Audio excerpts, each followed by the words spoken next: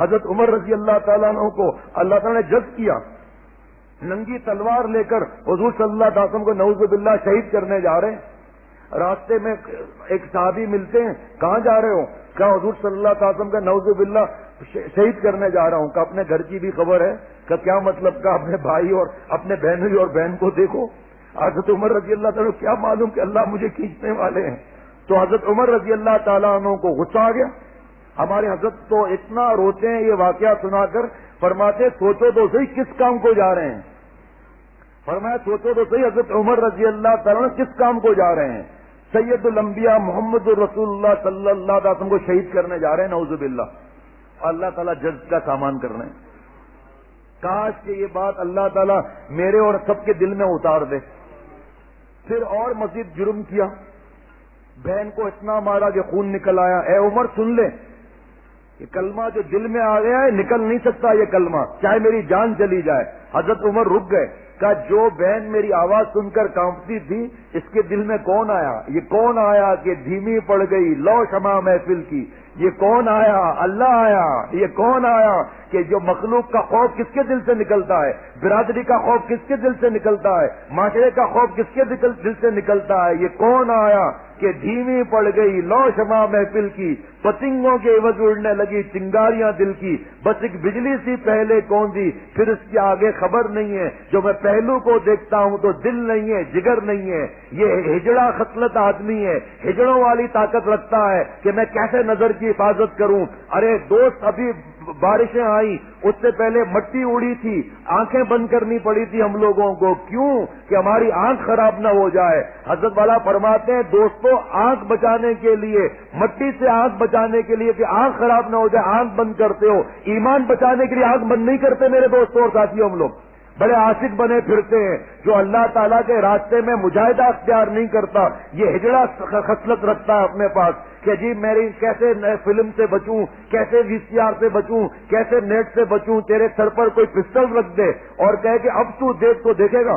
نہیں دیکھے گا، جان پیاری ہے۔ میرے پیارے شیخ فرماتے ہیں جس دن جان سے زیادہ اللہ تعالیٰ پیارے ہو جائیں گے اس وقت گناہ چھوڑنا آسان نہیں ہوگا، مزیدار ہوگا۔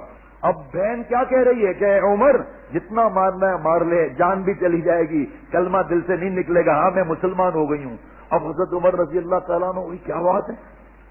اچھا کچھ آواز میں نے سنی، آپ لوگ کیا پڑھ رہے تھے؟ بہنوں کی وہ اتنا مارا کہ بہنوں ہی کا خون نکل آیا۔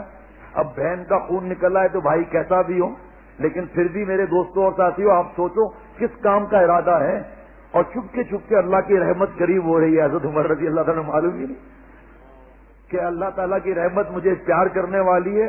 وہ اللہ تعالیٰ جس نے پہلوں کو جذب کیا وہ اللہ تعالیٰ ابھی ہے یا نہیں ہے نا؟ تو ابھی بھی اللہ جذب کریں گے اور آئندہ بھی کرتے رہیں گے اور قیامت تک خوش قسمت جذب ہوتے رہیں گے۔ اللہ تعالیٰ ہمیں ان خوش نصیبوں میں لکھ لے۔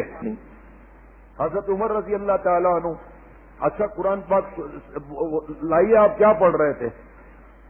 بہن لے آئی، ہاتھ لگانے لگے، نہیں میرے بھائی پہلے آپ غسل کریں پھر آپ ہاتھ لگا سکتے ہیں، ایسے نہیں۔ آیتیں پڑھ کر سنائی، رونا شروع کر دیا۔ حضور صلی اللہ علیہ وسلم کہاں ہیں؟ کہتی حضور صلی اللہ علیہ وسلم سمجھ گئے آنکھوں نکل رہے ہیں۔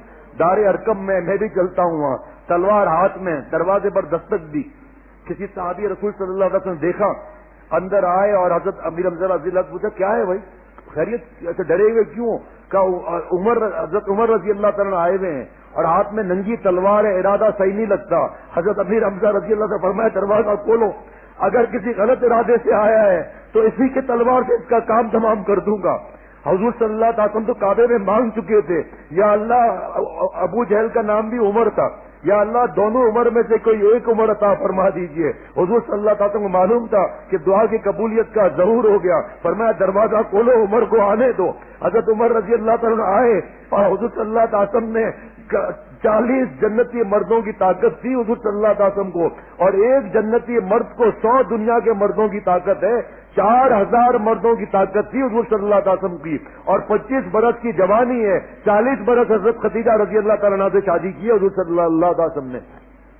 جاہلوں کو کیا معلوم، بکواس کرنے والوں کو، جو سورج پر تھوک پھینکتا ہے اس کے منہ پر تھوک آتی ہے، جو چراغ بجھانے کی فکر کرتا ہے اس کی داڑھی جل جاتی ہے، हुजूर सल्लल्लाहु अलैहि वसल्लम का कोई चिराग बुझा नहीं सकता, बुझाने वाले बुझ गए।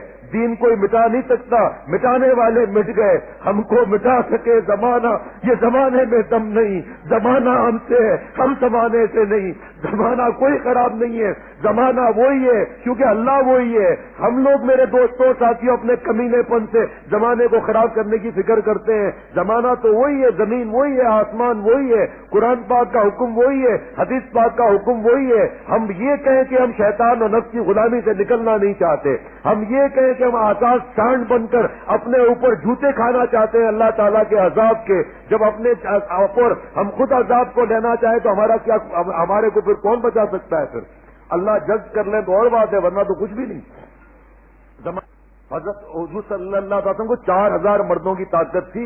गर्दन पकड़े ऐसा झटका दिया कि हजरत उमर रजी अल्लाह ताला घुटनों के बल नीचे बैठ गए। ए उमर, कब तक तू ऐसा रहेगा? क्या अभी भी तुझे होश नहीं, अभी भी कलमा नहीं पढ़ता? ए नबी सल्लल्लाहु अलैहि वसल्लम इसलिए तो आया हूं, कलमा पढ़ा दीजिए। जब कलमा पढ़ा तो उमर रजी अल्लाह ताला ने, साहबा ने नाराए तकबीर बुलंद किया, काबे में आवाज आई है मेरे दोस्तों और साथियों, और फरिश्तों ने आसमान पर खुशियां मनाई है।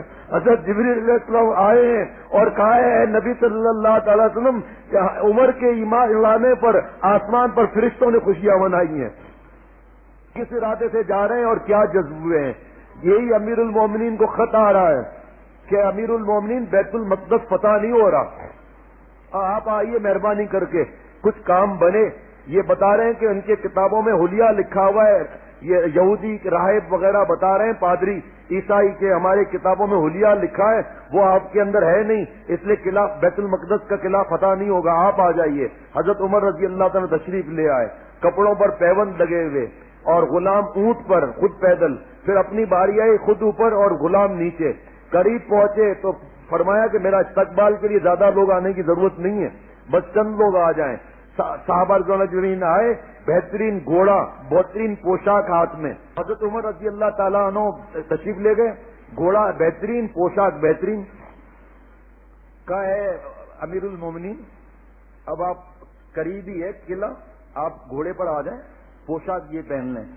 फरमाया नहीं, यही सही है। नहीं अमीरुल मोमिनीन, आप मेहरबानी करके हमारा कहना मान लें। जिद की। हजरत उमर रजी अल्लाह ताला ने पोशाक पहनी, वो साफ सुथरी उजली, और घोड़े पर बैठ गए।